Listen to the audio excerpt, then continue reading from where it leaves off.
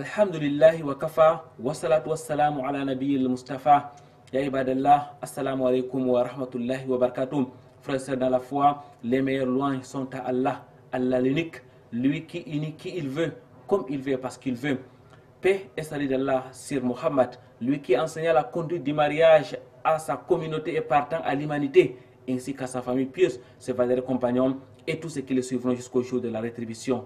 Frères et sœurs dans la foi, wa qawluhu ta'ala fas'alu ala dhikr in kuntum la ta'lamun, et Allah exalté soit-il de dire dans son noble Coran, demandez aux gens de la science si vous ne connaissez pas. Fas'alu, demandez, autrement dit, posez des questions pour mieux comprendre et d'être dans la lumière du savoir en général et celui du mariage en particulier. Adorateurs d'Allah, après près de 10 émissions sur les mariages qui nous ont conduits tour à tour à parler des généralités du déroulement de la gestion du foyer, de la polygamie, du divorce et de la fornication, place à présent aux questions, vos questions et nos réponses. C'est dans le cadre de l'entretien de cette autre émission des vitrines de l'islam. Votre rendez-vous islamique sur le canal international, c'est aussi au cœur de la société et la cérémonie de Saint Al-Qur'anul Karim. Frères et sœurs dans la foi, mesdames et messieurs, bienvenue donc sur ce plateau et nous allons débuter avec les paroles d'Allah. Écoutons et méditons les versets du Saint Al-Qur'anul Karim. Inna shajarata az-zaqqum ta'amul athim kal-muhl yaghli fil butun kafallil hamim khudhuhu fa'tiluhu ila sawa'il jahim thumma subbu fawqa ra'sihi min 'adhabil hamim إنك أنت العزيز الكريم إن هذا ما كنتم به تمترون إن المتقين في مقام أمين في جنات وعيون يلبسون من سندس واستبرق متقابلين كذلك وزوجناهم بحور عين يدعون فيها بكل فاكهة آمنين لا يذوقون فيها الموت إلا الموتة الأولى ووقاهم عذاب الجحيم فضلا من ربك ذلك هو الفوز العظيم طلع البدر علينا من ثنيات الوداع وجب الشكر علينا ما دعا لله داع. Alhamdulillah, thumma alhamdulillah, Rabbi shrah li sadri wa yassir li amri wahlul 'uqdatan min lisani yafqahu qawli. Ayyuhal mustami'un wa ayyuhal mushahidun wal mushahidat, ahlan wa sahlan wa marhaban bikum. Frères et sœurs dans la foi, c'est donc une émission de questions-réponses à Su'al wal Jawab. Vous étiez très nombreux à nous envoyer des questions sur le mariage après ces grands dossiers ouverts spécialement sur l'union entre l'homme et la femme. Aujourd'hui, nous allons donc, comme cela a été promis, répondre à ces questions. Et pour cela, avec nous sur ce plateau, Cheikh Sangou Mama Walou, il est imam et prédicateur dans la ville de Douala. Assalamu alaikum wa rahmatullahi wa barakatuh, Cheikh.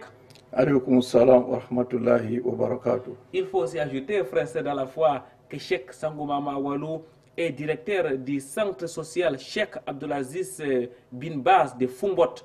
Cheikh, vous êtes le directeur du centre Abdelaziz Bin Baz de Fumbot. Avant de commencer effectivement cette émission, Cheikh, c'est quoi ce centre? Oui, alhamdulillah, salatu salam ala rasulillah wa ala alihi wa sahbihi wa ala thumma ma ba'd. Nous implorons Allah subhanahu wa ta'ala de nous soutenir afin que nous donnons le meilleur de nous-mêmes afin de profiter de la félicité ici-bas et dans l'au-delà. Centre islamique de Foumbot, c'est le centre social qui a été institué par l'ONG koweïtienne qui encadre les orphelins. Pour ce faire, il y a un orphelinat, une école primaire et maternelle, un collège et aussi une institution pour la formation en langue arabe et en théologie islamique. Voilà en bref le centre.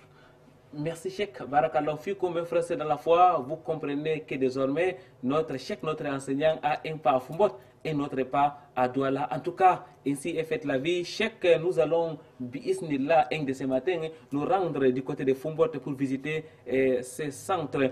Mais en attendant, nous allons continuer avec notre émission et c'est As-Su'al wal Jawab. Nous allons commencer par la toute première question qui nous a été envoyée. Cheikh, c'est une dame, elle nous dit: mon mari a dit qu'il me divorce 3 fois. Est-ce définitivement fini? Cheikh, la question est à vous. Oui, d'abord, il faut comprendre, comme nous l'avons mentionné, que le mariage est une solution. Le mariage est une solution. Donc, si le mariage ne répond pas à nos besoins, c'est que ce mariage-là a des problèmes. Sur ce, l'islam a donc légiféré le divorce, qui est le dernier recours.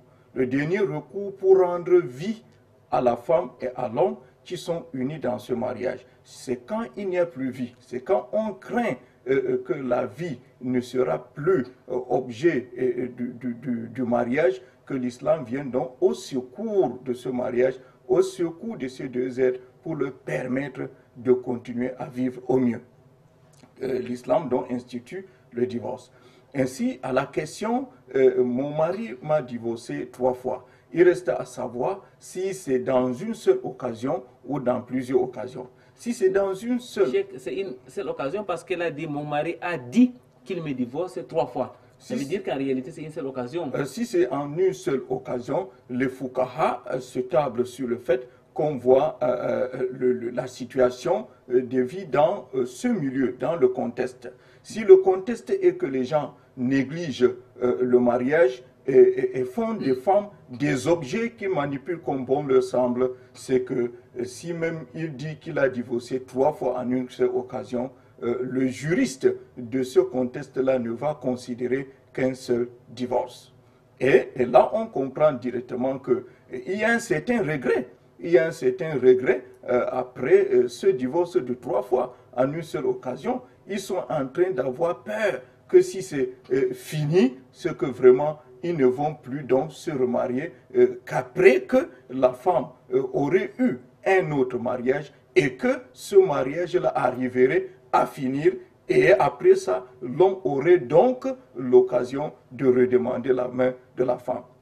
Et ça, nous profitons de l'occasion durement pour dire que pour ne pas tomber dans ce regret, il faut donc comprendre le mécanisme du divorce dans l'islam qu'Allah subhanahu wa ta'ala a mis vraiment difficile, a mis ce mécanisme-là difficile. Avant qu'on arrive à prononcer le mot divorce, vraiment, on aurait passé par des périples et des contours. Peut-être entre-temps, on va renoncer. Alhamdulillah, Cheikh, nous avons dans le cadre de l'émission Les divorces abordé ces différentes étapes. Mais à titre spécial, Cheikh, peut-être d'une manière ramassée en bref, est-ce qu'on peut revenir sur les grandes étapes avant d'arriver au divorce? C'est dans la fameuse sourate divorce où Allah subhanahu wa ta'ala a dit au prophète Muhammad sallallahu alayhi wa sallam: Ya ayyuhan nabi idha talaqtumun nisa fatalliquhunna li'iddatihinna wa asul idda wattaqullaha rabbakum. Dans ce verset, à la fin, Allah dit: La tukrijuhunna min buyuti wa la yakhrujna illa yatina bi fahishatin mubayyina. Il dit: Wa tilka hududullah wa ma yata hududullah fa ulaika humu zalimun. Et Allah dit: La Allah yuhdithu ba'da dhalika amra. Peut-être quand on va retarder le divorce, Allah peut apporter une certaine situation, on se réconcilie. Donc on doit divorcer la femme tant qu'elle a eu ses menstrues et s'est purifiée, dans une période qu'on n'a pas cohabité avec elle. Si on a déjà cohabité avec une femme, on n'a pas le droit de la divorcer jusqu'à ce qu'elle ait ses menstrues et se purifie. Et on revient maintenant, on divorce parce qu'on ne divorce pas dans la colère, on divorce dans la tranquillité, dans la conscience, parce que le divorce est plutôt une solution. Alhamdulillah, Cheikh, qu'Allah vous récompense. Et nous allons comme ça demander à nos téléspectateurs de s'approcher des savants et des hommes de science de leur contrée pour plus d'explications. Cheikh, nous allons quand même continuer dans le même sens. Les frères Abdou Sali de l'Université de Maroua, à qui nous disons d'ailleurs Assalamu alaikum, ces frères qui nous envoient régulièrement des questions. L'une de ces questions va dans le même sens que cette première question. Cheikh, il dit, si l'homme dit à la femme, je te considère comme ma mère. Alors Cheikh, est-ce que ça a une signification particulière? Est-ce que c'est aussi la prononciation du divorce? Oui, je te considère comme ma mère, d'abord une expression monstrueuse. Parce que, quel que soit le cas, elle ne peut pas être votre maman.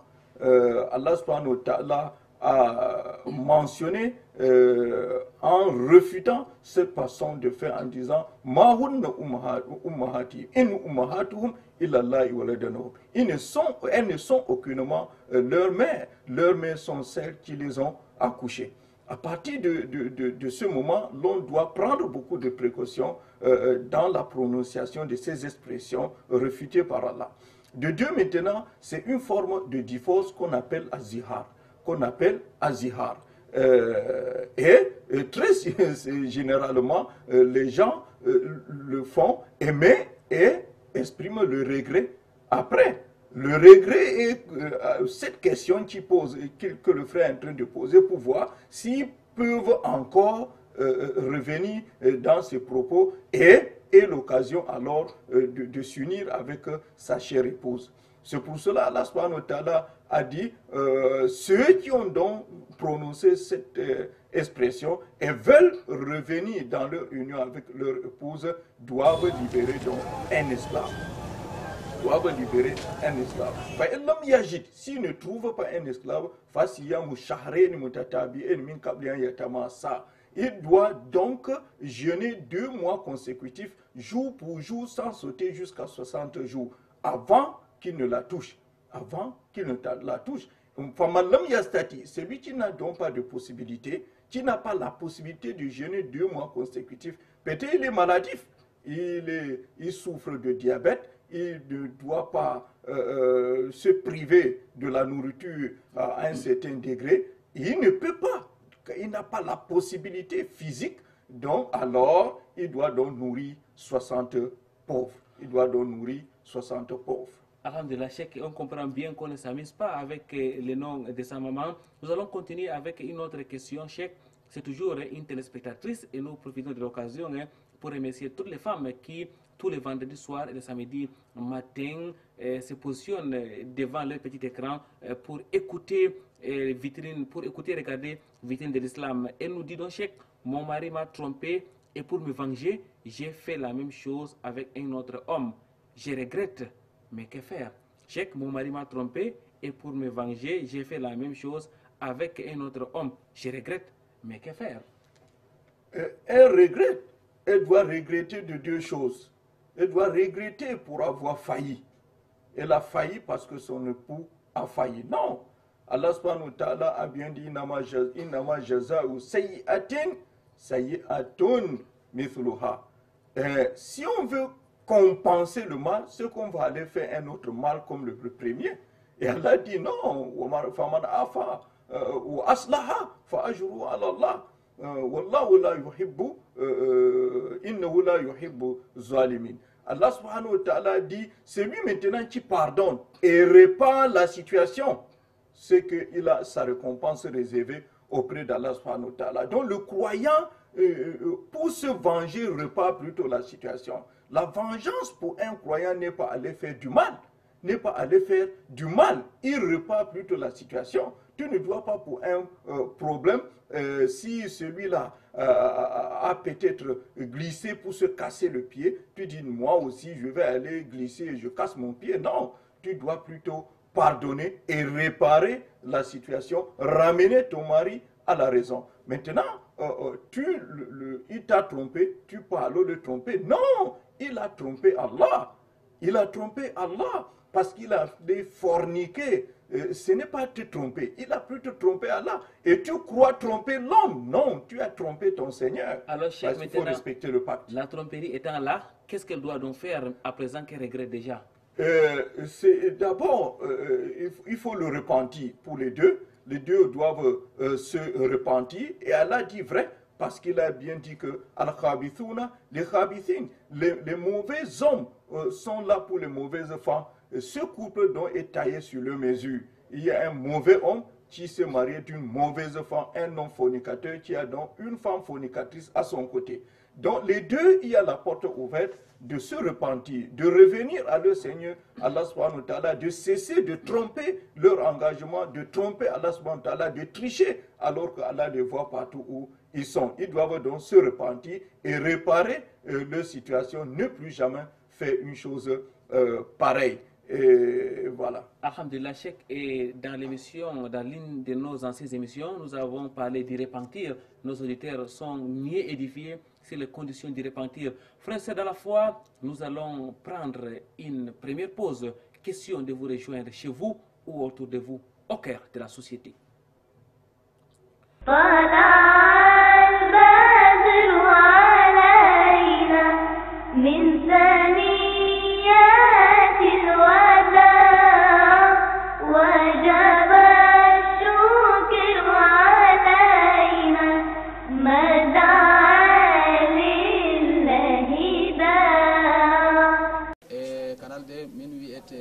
Sali ko bo usta Sali mi warti wuro ɗo hitande ujunere be temere jeenayi be sappan e jeenayi amma ha ragare muɗum jangirde nde mi warti mi tawi la budda mi waɗa jangirde mi goɗɗo janginowo ko jooɗi to nde mi warti rewɓe seɗɗa ngari ɓen ɓuraɓe sappo e jowo binisba jeyi rewɓe ɓuraɓe sappo e jowo ɓe ngari ɓe mbiyam ɓe giɗi jangugo min ɓe kadi jangingo rewɓe ɗo ɗon mara fitinaji ɗuɗɗi ɓe insisti ɓe mbi sey mi jangina ɓe to nden mi fuɗɗidi ɓe ɓeman ɓe giɗon jonta ngari ɗo Salamatu Soro to nden mi fuɗɗi ɓe maɓɓe alhamdulillah ɓeɗon janga ɓeɗon jaa ɓesdago min jangide dey daga 2000 ɓe lebbi ɗiɗi min puɗɗi min jangini ha wargo jonta bo jangirde kam ɗon e jangirde man joni kam goɗɗo janguɗo ha maare noon kam o jangi ha maare kam ɓuuri ujunere ko jangi ha maare o kan jangi ɓagama babal feere jangi dilli babal feere jangi i jangayno acci yeyi suuɗi feere ko ñawi ko noy ɓuuri ujunere kam to amma joni ko woni attele man ko woni ha jangata joni yimɓe 154 ha ibtidaiya ha sanawi bo waɗan presque yimɓe 60 e daadi ɓe sana ha secondaire to jangirde man mi fuɗɗiri ɓe rewɓe ɓawa ɗon mi hokkiti rewɓe man jangirde man kamɓe janginta kamɓe jeerata nde lattiɗo bana naibi am ha ko larani sohlanago jangirde man ɗum Salamatu Soro o darake bo ɗo huwa to jangirde man banni min jeernide wuro man pat ɓurna rewɓe wuro man kam ha ɗon jangata ha jangirde man min mari suuɗi feere ɓe kamɓe rewɓe man ñiɓi suuɗi ɗiɗi jiiɗo mi hokkiɓe babal ha nder saare am ɓe ñiɓi suuɗi ɓe arti ɓe ñiɓi nduɗo mari deeɗi ɗiɗi nden ɓawa ɗon bo ɓe ñiɓi nduɗo ɗo kayru bo ndu plance ɗum ɗon mari kayru bo deeɗi ɗiɗi to amma woodi jangirde feere tan mi hollugo on kayre bo alajji bo ñiɓi jangirde man e min koori jangirde maɓɓe nde asawe ɓe alande rewɓe ɗuɓɓe man bo ɓurna ɓe ɗon to ɗo wiyete no min jeerirta jangirde man alhamdulillah inde yaaha ngam min tawi wala no majjere timmara ha ummatore sina to rewɓe jangi jangugo man mi tawi jangugo rewɓe ɗo ɗum ɓuri important mi wiyata ɗum ɓuri important dow jangugo worɓe amma jangugo rewɓe ɗo ɗum ɗon nafa wane ɗum rewɓe ɗon mari sungullaji ɗuɗɗi jangugo man ɗon hoynana ɓe sungullaji maɓɓe man ɗon hoynana ɓe kajal ɗon hoynana ɓe moneji ɗon hoynana ɓe ɗume warta ko moye ɗo suglori jangugo ɓe haajugo wo warti haajugo andal hoy woodi andal mi wala ɗo ɓe garti ɓe ɗo kaja min tawi ni min ɗon mari sa'ada tan imin tampi ha kuuje goɗɗe feere alhamdulillah derke en ji amin jangoy daga yaasi lesdi ɓe garti iɓe mballa min huugo ha ɗo kamɓe man iɓe mari kuuɗeji maɓɓe amma kamɓe jogani min jangirde nde sanawi woɓɓe maɓɓe bo ma kam ɓe jogui nde sigorde woɓɓe kam ɓe ballitomin ha ibtida'i man fuu ɓe jangirde ɓikkon ɓe jangginami ɓikkon nane kam kuuɗe man ɗe pat min huwaynoɗe amma jonta kam min kam wala ngal mi mari mana fulɓe am e mbiya to ndi miññata ndirin ɗo dangol mana jota ga miñiraɓe am ɗi keewi hiɓe kuwa kuuɗe man allah sen ɗo warjoɓe hayru ɓe joganimi kuuɗe man e jangguirde kam ko jooɗima saɗirma mum kan timmata joni kan saɗirma ngal ɓuuri margo kam babal janngugo man ɗo o guino ngal waɗi to ɗo nder saɗirma man saɗirma ɗiɗaɓo bo financement ko larani no janguinoɓe man janguinira ceede ngam ɓurna ɓe ɗon joɓa joɓol man pamarol ceede pamare min gaɗani ɓe kanjum waɗi inde saɗanayi ɓe masine ɗum waɗi bana wallide ni min mari saɗirma babal jangingo man ɓe saɗirma wallutugo janguinoɓe man no ɓe jangira e boye defte min maran haaje bana irin qur'anuje juskuje e tafsiruje min maran haaje bo kujeji goɗɗi feere ɗi saqafaji ko ɗi masalan bana lesdi Cameroun man ko marata haaje min maran haaje jangingo rewɓe man kuje feere no ɓe mbiyata ɗum bana éducation civile mana min keɓa wawɓe jangingo man janginana min ɓe anda de noon no ɓe goni ɓe Camerounais en kamɓe bo ɗiɓe goni nder Cameroun ɓe andi ko Cameroun bo mari haaje bano ɓe andiri loi dina maɓɓe ɓe anda loi lesdi maɓɓe bo min keɓayno min ballitire gal ɗo emin jiiɗi masine wala no min keɓira min gaylita ɗum bo tina to ɗum waylitorama ɓe wolde arabre kayre min ɓuuri andugo minon janguinoɓe ɗo man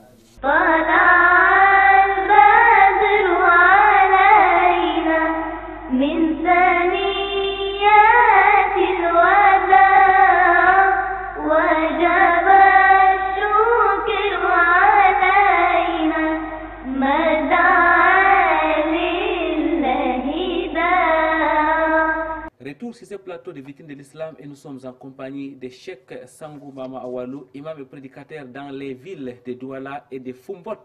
Il faut rappeler que notre cheikh est directeur du centre social, Cheikh Abdulaziz Bin Baz. C'est du côté de Fumbot. Cheikh, nous allons donc continuer à donner des éléments de réponse par rapport aux questions qui se sont posées nos téléspectateurs. Cheikh, la question suivante, est-ce que l'homme a besoin de la permission de sa femme pour être polygame? Est-ce qu'un homme a forcément besoin de la permission de sa femme pour être polygame, Cheikh? Alhamdulillah, salatu salam ala rasulillah. Nous savons que le mariage soit monogamique ou polygamique, le mariage est une solution. De ce fait, avant de se marier, l'homme voudrait solutionner sa vie.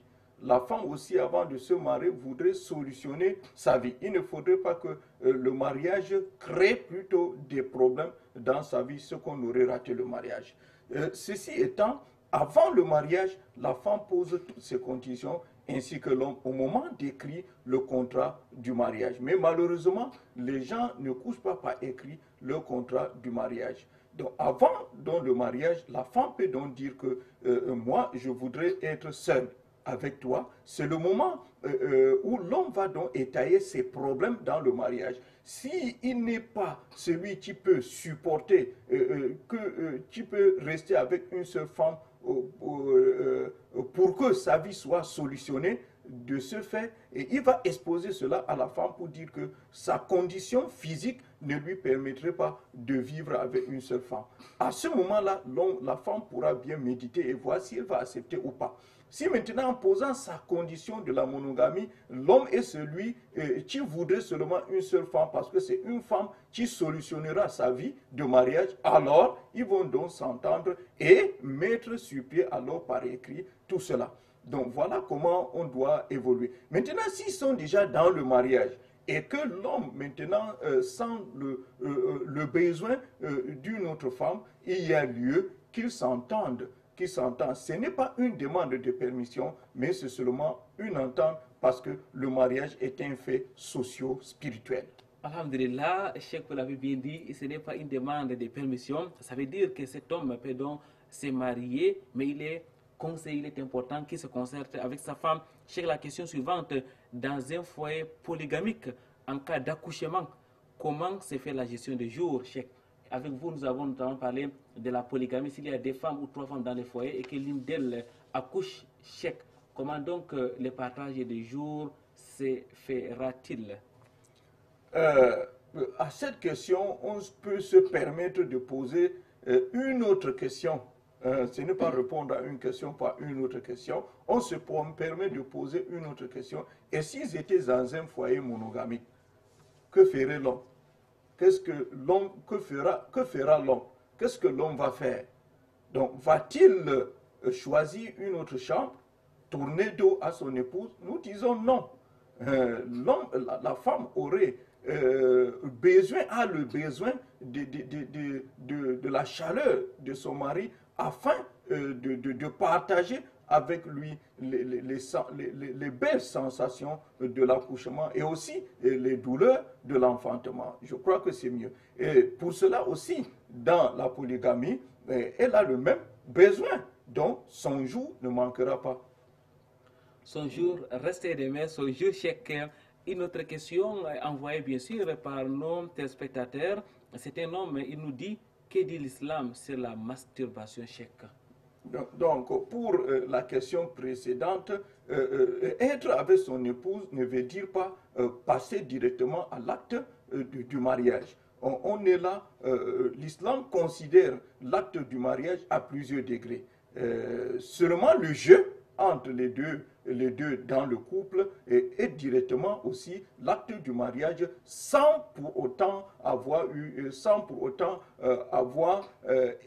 utilisé l'acte même direct de la cohabitation. Donc, à la deuxième question, la masturbation, cela nous fait penser directement au problème de l'homosexualité. Mais, quand bien même ce n'est pas à ce degré, les savants ont deux opinions. Il y a ceux qui rendent permissible cela si peut-être l'on voudrait ne pas tomber dans la fornication s'il est célibataire. Mais d'autres voient la patience parce que Allah subhanahu wa ta'ala a dit après avoir mentionné les qualificatifs de croyants dans Surat les croyants, Allah subhanahu wa ta'ala a dit ce sont ceux qui se réservent à leurs épouses et ne vont pas au-delà. Et ceux qui vont au-delà sont les transgresseurs. Ils disent donc jouir au-delà du cadre de mariage entre l'homme et la femme, c'est donc transgresser des lois d'Allah subhanahu wa ta'ala. Ceux de ces savants-là, nous nous rangeons à leur côté, tout comme notre grand chercheur savant, Ibn Qayyim à Jauzi, qui a listé des conséquences de la masturbation sur l'homme et sur la progéniture à venir. Sur l'homme, l'homme pourra s'en passer peut-être de son épouse et se voir trouver du plaisir plutôt de ce côté-là, tout comme peut-être les homosexuels. Là, ce n'est plus bien. Ce n'est plus bien. Il peut aussi souffrir d'éjaculation précoce. Et ces enfants peuvent avoir des malformations génétiques, comme le dit Cheikh Ibn Qayyim, qu'Allah subhanahu wa ta'ala nous guide et nous aide. Donc, ce n'est pas une bonne pratique. Amin Cheikh, la conclusion est claire, ce n'est pas une bonne pratique. Mon mari s'est éloigné du lit conjugal depuis des mois. Cheikh, c'est une femme qui nous expose son problème. Son mari, et c'est des phénomènes quand même très courants, des hommes qui s'éloignent de leurs femmes, et beaucoup d'ailleurs nous appellent régulièrement pour poser cette situation. Cheikh, pourquoi l'ampleur? Que doit-on faire désormais pour éviter tout ça? Est-ce que c'est d'ailleurs normal? Donc, la question nous dévoile deux choses. Peut-être l'homme n'est pas conscient des conséquences. Peut-être il ne connaît pas les conséquences graves qu'Allah subhanahu wa ta'ala a placées suite au manque de bonne morale dans le foyer en tournant dos à son épouse pendant 2 mois. Peut-être il ne connaît pas les conséquences. S'il est ignorant, alors on l'enseigne, on l'oriente au niveau des prédicateurs ou des enseignants de son milieu pour qu'il apprenne comment vivre avec une épouse. Si maintenant c'est l'homme qui connaît les conséquences de tourner dos à son épouse, cela veut dire que la femme a raté le mariage. Elle doit faire beaucoup de istighfar, elle doit revenir auprès d'Allah subhanahu wa ta'ala parce qu'avant de se marier, il faut avoir la certitude que l'homme a rempli les conditions ainsi que l'épouse. Mais néanmoins, nous disons à cet homme-là que c'est grave. Vous savez, Allah subhanahu wa ta'ala a déjà mis pour le veuvage 4 mois 10 jours. Donc si on abandonne sa femme à des mois qui sont au-delà de 4 mois, cela veut dire que cette femme-là a été privée de son mari plus qu'une veuve. plus qu'une veuve, puisque après 4 mois, 10 jours, une veuve peut se retrouver un autre cadre. Vous voyez, c'est pour cela, quand l'homme abandonne son mari, à un certain moment, si la femme mentionne cela auprès du juriste, l'islam prévoit qu'on l'oblige à consommer le mariage ou divorcer en portant, en se soumettant à toutes les conséquences qui vont s'en suivre. Alhamdulillah, c'est une situation qui n'est pas normale et il appartient à chaque couple de trouver des solutions. Frères et sœurs, dans la foi, nous allons une fois de plus vous rejoindre chez vous ou autour de vous, au cœur de la société.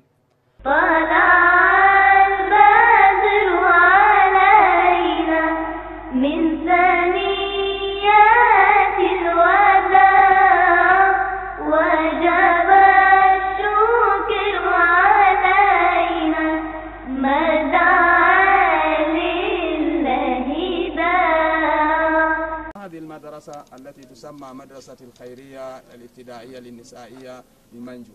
أسس هذه المدرسة في عام 2000 وسحرين.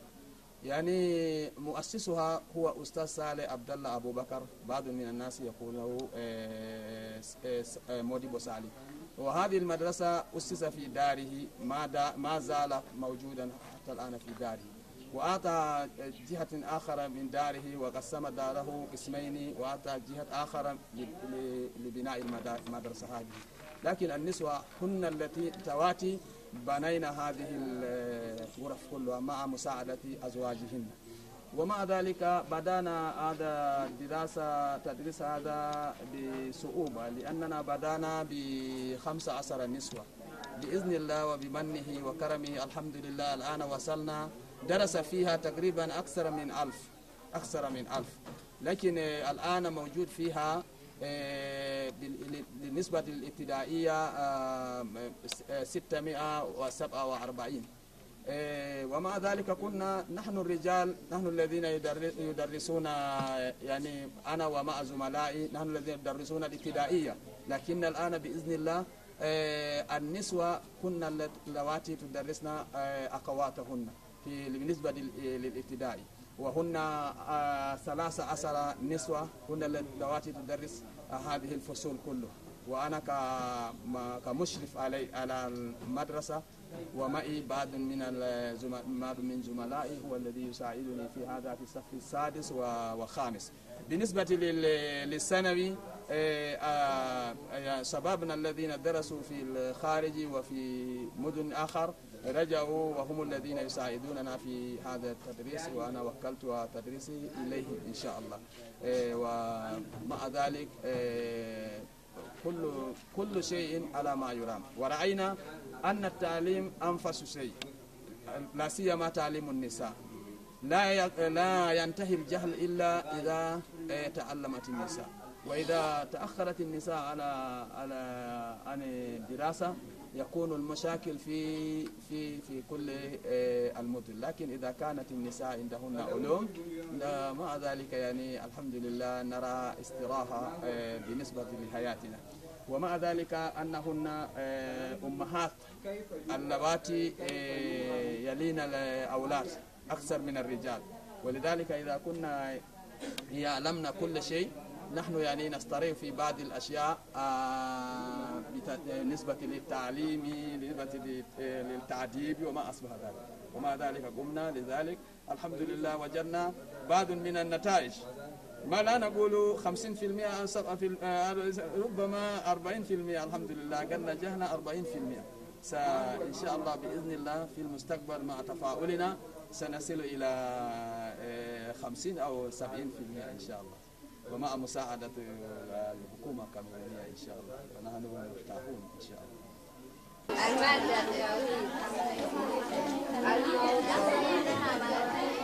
إذا أنه يجب علينا تعلم 4 مسائل: الأولى الأمل، الثانية الدعوة إليه، الرابعة الصبر على الأذى.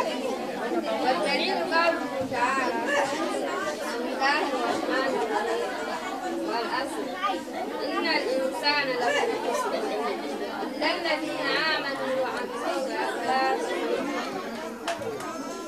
وتواصوا بالحق وتواصوا بالصبر. قال الشافعي رحمه الله تعالى: لو ما أنزل الله حجة على خلقه إلا هذه السورة لكفرت. وقال البخاري رحمه الله: باب العلم قبل القول والعمل. والدليل قوله تعالى: فاعلم أنه لا إله إلا الله واستغفر لذنبك. فبدأ بالعلم قبل القول والعمل. لا تقبل الصلاة. لا تقبل الصلاة. لا تقبل الصلاة. غير طهور. وقال أيضا: الطهور صدر الإيمان. باب الطهارة. الطهارة واجبة بالكتاب والسنة. قال تعالى: وإن كنتم جنبا وقال: وثيابك فطهر. وقال صلى الله عليه وسلم: لا تقبل الصلاة غير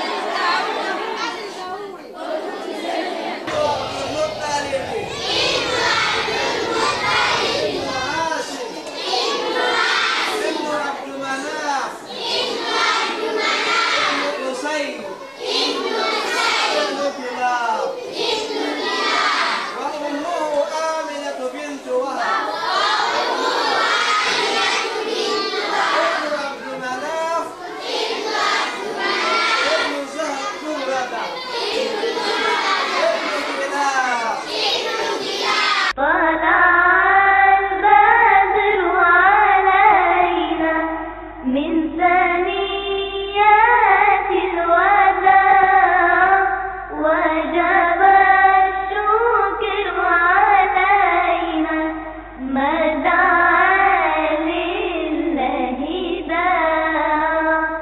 الحمد لله ثم الحمد لله أيها المشاهدون والمشاهدات. Ahlan wa salam wa marhaban bikum. Cheikh Sangouma Mawalou, nous continuons avec vous. Nous continuons à donner des éléments de réponse. Ils sont nombreux, nos téléspectatrices et téléspectateurs, qui nous envoient des questions régulièrement. Qu'Allah exalté soit-il vous récompense pour cela, frères et sœurs, dans la foi. Cheikh, nous allons continuer donc dans la même lancée. Est-ce que l'homme peut aller dans un autre pays pendant 5 ans sans sa femme? C'est une situation aussi courante, hein, des hommes qui quittent leur foyer, qui vont ailleurs et qui restent pendant des mois et même des années, et parfois même qui se marient de l'autre côté. Que dire de ces situations? C'est très malheureux, c'est très malheureux. Les gens ne connaissent pas les droits qui sont partagés dans le foyer. L'homme quitte comme bon lui semble et abandonne son épouse et demande à son épouse de patienter seule à ses côtés. Donc, pour eux, ce n'est que la femme qui doit patienter. L'homme n'a pas le droit de patienter. Nous disons non. D'abord, il est permis que l'homme se déplace pour des années, même plus de 5 ans, en laissant son épouse, si c'est son épouse qui a donné l'autorisation. Pour quitter du côté de son épouse pour aller pour un voyage, le nombre de temps qu'on devrait passer devrait être issu de l'entente entre l'homme et la femme. Et c'est à la femme de donner, de dire le dernier mot. De dire, si elle dit à l'homme que après 5 ans, je ne pourrai plus patienter, après 3 mois, je te demande de revenir, après 5 mois ou 2 mois, n'importe quel moment que le délai qui sera fixé par l'épouse, l'homme est tenu à respecter. Voilà l'idée de l'orientation de l'islam dans ce domaine. Si on est dans une fonction dont on obéit à certains ordres, la femme, au moment du mariage, devrait donc connaître que son époux est celui qui va s'absentuer pour certains délais même sans qu'on ne demande son avis. Peut-être comme les militaires, peut-être comme d'autres personnes, des envoyés spéciaux et d'autres émissaires. Donc il faudrait donc qu'elle soit au courant au départ, parce qu'elle connaît sa nature, pour qu'elle accepte le mariage ou pas. Mais si c'est déjà dans le mariage, il faudrait donc demander le consentement de la femme. On peut aller jusqu'à et voyager obligatoirement avec son épouse si elle ne peut pas patienter pour peut-être plus de 5 mois ou 6 mois. Donc, ceci étant, la femme doit se référer au juriste de son environnement, de son milieu, et poser son problème afin qu'on prenne des dispositions pour informer l'homme de rejoindre son foyer. Voilà ce que prévoit l'islam. Barakallahu fikum, Cheikh, nous avons des dernières questions. Mon mari veut fouiller dans ma vie antérieure. Est-ce normal, Cheikh, une femme qui, par exemple, a été mariée et aujourd'hui qui est avec un autre homme dans le cadre de son deuxième mariage, mais son mari veut toujours rentrer dans sa vie antérieure. Cheikh, est-ce que l'islam autorise cette façon de faire? Oui et non. Oui, avant le mariage. Avant le mariage, on a le droit de faire les recherches sur son conjoint. On fouille bien l'homme, on fouille bien la femme, parce qu'il faut la connaître, parce qu'il faut être au point de savoir si elle a de bons comportements et elle a une bonne religiosité. Oui, parce qu'il faut connaître si l'homme a de bons comportements et elle a une bonne religiosité. Si on a manqué de le faire, étant dans le mariage, on n'a plus le droit de le faire. On doit patienter, implorer Allah subhanahu wa ta'ala pour la rectification de certaines fautes, et c'est cela. Car poser des questions en ce moment-là, on est en train d'aller tout droit à l'abîme, tout droit à la destruction, tout droit à la mauvaise vie dans le couple. D'abord, fouiller dans autrui est interdit dans l'islam. On permet dans le cadre d'avant-mariage parce qu'on voudrait connaître qui avec la personne qu'on voudrait mener la vie éternelle avec elle. Parce que le mariage n'est pas temporel. Le mariage est un fait définitif. On ne se marie pas pour divorcer. Si on se marie avec l'intention de divorcer, ce mariage devient caduc et interdit par l'islam. Voilà. Alhamdulillah, Cheikh, une autre femme, parce que c'est effectivement des femmes qui nous appellent régulièrement, qui nous envoient des SMS en majorité.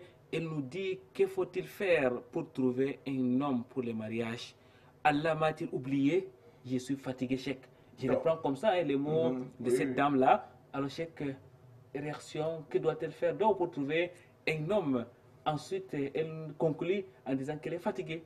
Oui, pour la question précédente, le prophète Allah subhanahu wa ta'ala a dit Ya ayyuhalladhina amanu ijtanibu kathiran minadh-dhann. Oh, vous qui avez cru, écartez-vous de beaucoup de conjectures. Et le prophète sallallahu alayhi wa sallam de dit Wala tajassasu, ne vous espionnez pas. Wala tadabaru, ne fouillez pas dans vos faiblesses. Ne fouillez pas dans vos faiblesses, vous êtes tous des frères.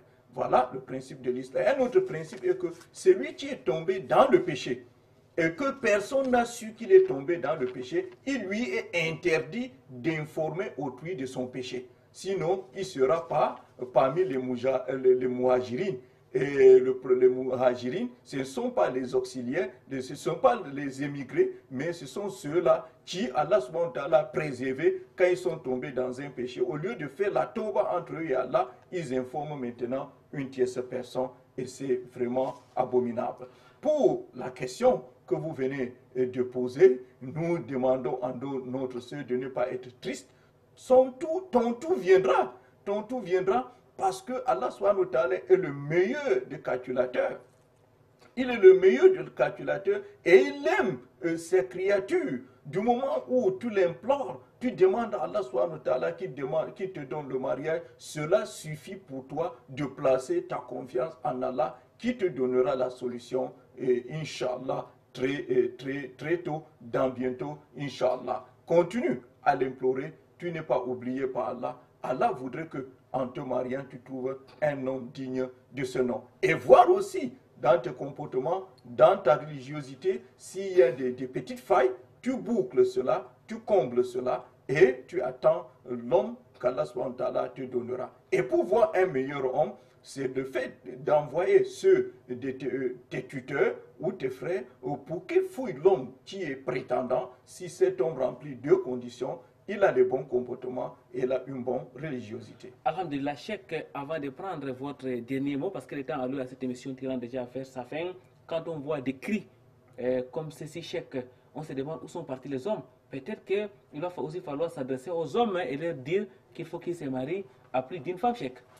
Oui, vous savez, ce cri, nous avons mentionné lors d'une émission que les gens ont tendance à fuir le mariage. Les gens ont eu des échecs, les femmes ont eu des échecs, tout comme des hommes. Le mariage, finalement, c'est comme ça fait peur. Mais les échecs viennent du fait qu'on s'est empressé, on n'a pas respecté les conditions mises sur pied par le législateur dans le cas du mariage. Et le mariage est une solution. C'est un fait socio-spirituel. Respectons les règles mentionnées dans notre notice, le Coran al-Karim et la Sunna du prophète Mohammed sallallahu alayhi wa sallam. Cheikh Sangou Mama Awalou, barakallahu fikoum, jazakumullahu khayran. Cheikh, comme nous l'avons dit dans nos propos introductifs, c'est pratiquement une dizaine d'émissions que nous avons donc réalisées dans le cadre du mariage. Avec vous d'ailleurs, nous avons fait des émissions, une émission sur la polygamie et une autre émission sur les droits et devoirs des conjoints.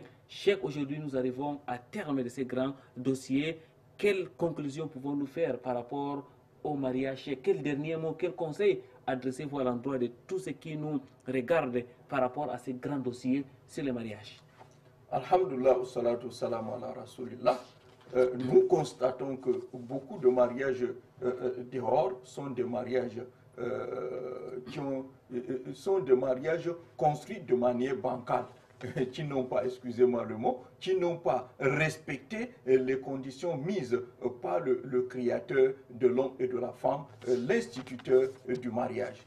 Et voilà, nous interpellons les uns et les autres que ce n'est pas le mariage de telle tribu ou de telle autre qui fait problème, de telle race ou de telle autre, de telle couleur ou de telle autre couleur. Ce n'est pas le problème de la monogamie ou de la polygamie. Le problème, c'est le fait de respecter les conditions mises sur pied par le Créateur dans le fait de solutionner sa vie par le mariage. Respectons donc les conditions et nous allons donc nous trouver heureux dans notre mariage. Qu'Allah subhanahu wa ta'ala nous guide et nous aide. Et méfions-nous de s'empresser dans le mariage et méfions-nous de s'empresser dans le divorce. Nos éminents prédicateurs imams sont là pour vous orienter dans tout ce que vous avez comme problème. Tout ce que nous avons dit dans ce plateau concernant des réponses, avant de mettre en pratique, il serait mieux de contacter